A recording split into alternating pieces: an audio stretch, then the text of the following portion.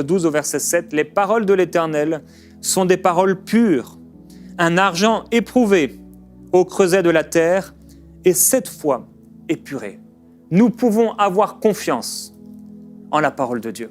On peut lui faire confiance parce qu'elle ne ment pas. La parole de Dieu ne ment pas. Il arrivait un temps où Ézéchias, le roi Ézéchias, était dans l'inquiétude. Même le prophète avait dit « tu vas mourir ». Il était inquiet. Et il a fait une prière. Il s'est donné dans la prière. Il a dit de grâce éternelle. Souviens-toi que j'ai marché devant ta face avec fidélité et intégrité de cœur, que j'ai fait ce qui est bien à tes yeux. Et Ézéchias répandit des pleurs abondants.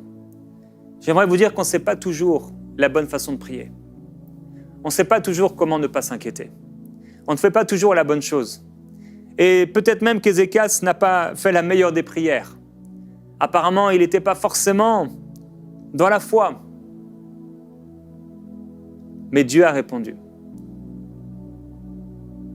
J'aimerais vous dire, des fois, on regarde trop à la façon de faire. On imagine qu'avec Dieu, c'est un schéma tout fait. 1 + 2 = 3. On s'imagine qu'il faut avoir la bonne prière, qu'il faut faire la bonne chose. En réalité, Dieu nous aime tellement qu'avant qu'on ait fait quoi que ce soit de bon, qu'avant qu'on ait même prié, qu'avant qu'on l'ait recherché, il avait déjà tout préparé à l'avance. La Bible déclare « Je me laisserai trouver par un peuple qui ne me cherchait pas ». Frères et sœurs, on vit dans la grâce de Dieu. Les inquiétudes, elles arrivent. Les inquiétudes, elles pourront passer. Mais la parole de Dieu ne passera pas. Rien ne passera de ce qui est écrit dans les Écritures. Parce que le Seigneur Jésus est la parole. Et la parole est venue dans ce monde. Elle a habité parmi nous. Il est important qu'on puisse mettre, frères et sœurs, notre confiance et notre foi en la parole de Dieu. Cela ne va pas dire qu'il n'y aura jamais de doute. Cela ne va pas dire que comme Pierre, à un moment, on ne va pas s'enfoncer. Et on est fort en tant que prédicateur, en tant que chrétien, de montrer l'erreur de Pierre, de montrer que Pierre, il a douté, il a regardé le vent. On sait, il n'aurait pas dû regarder le vent, mais il l'a regardé. Il n'aurait pas dû le regarder, mais il l'a regardé. Et il a commencé à sombrer.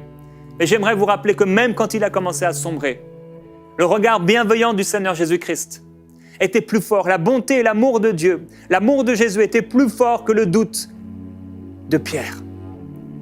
Alors c'est vrai, il ne faut pas s'inquiéter et il ne faut pas agir sur l'inquiétude car c'est un péché.